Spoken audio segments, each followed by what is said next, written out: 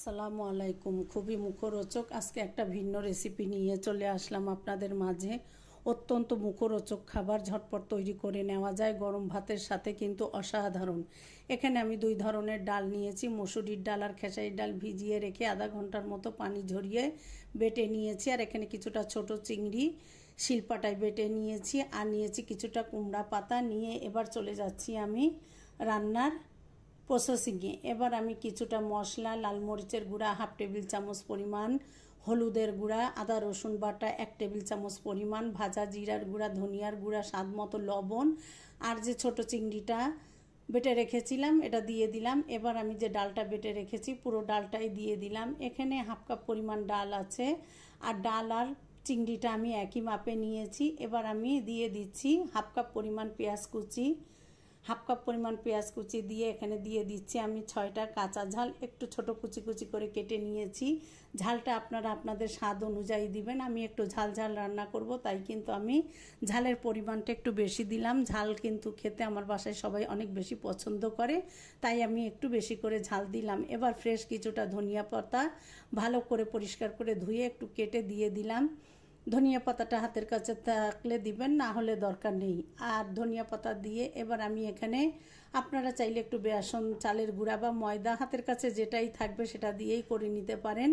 আমি এখানে কিছুটা ময়দা দিয়ে নিয়েছি, বেসনটা হাতের কাছে ছিল না তাই আমি দেইনি। দিয়ে এবার সমস্ত উপকরণ খুব ভালো করে হাতের সাথে মাখিয়ে নিচ্ছি, যাতে সমস্ত উপকরণ খুব ভালো করে সমস্ত কিছুর সাথে মিশে যায়। এবার ভালো করে হাত দিয়ে কষলে কষলে মাখিয়ে নিচ্ছি।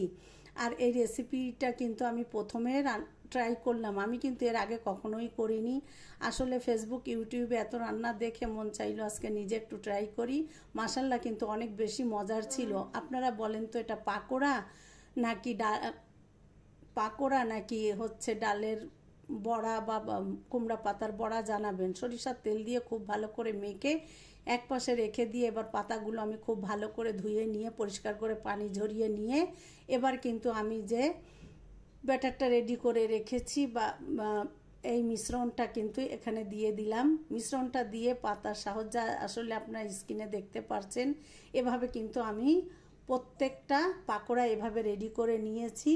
আর কিছুটা কুমড়া পুঁই শাকের পাতা নিয়েছিলাম, পুঁই শাকের পাতাটাও কিন্তু একইভাবে আমি ভিতরে মিশ্রণটা দিয়ে এবার এক পাশে রেখে দিলাম। রেখে দিয়ে চুলায় একটা পাত্র দিয়ে আমি সরিষার তেলে কিন্তু আজকে এই পাকোড়া বা বড়া যে নামেই জানেন না কেন এবার ভাজবো। আমি এবার চুলায় একটা প্যান বসিয়ে দিয়ে, প্যানটা একটু মোটা হলে ভালো হয়। এবার গরম হয়ে গেলে আমি এখানে সরিষার তেল দিয়ে পাত্রটা গরম হয়ে আসা পর্যন্ত অপেক্ষা করছি। এবার মিডিয়াম টু লো হিটে রেখে আমি কিন্তু এক এক করে পাকোড়াগুলা বা ডাল চিংড়ি বড়াগুলা এক এক করে দিয়ে আমি কিন্তু লো হিটে একদম ঢাকনা দিয়ে কিছু সময় এপিট ওপিট করে একটু সময় নিয়ে ভেজে নিচ্ছি।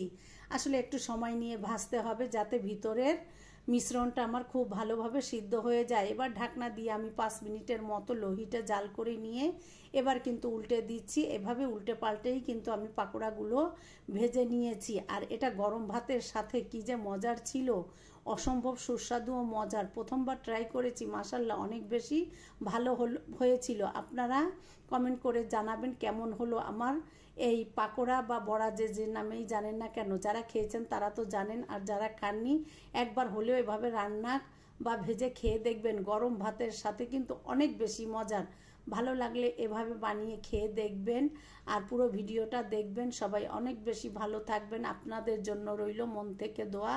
সবাই ভালো থাকবেন। সবাই পুরো ভিডিওটা দেখে একটা গঠনমূলক কমেন্ট করবেন। সবাইকে ধন্যবাদ। আসসালামু আলাইকুম।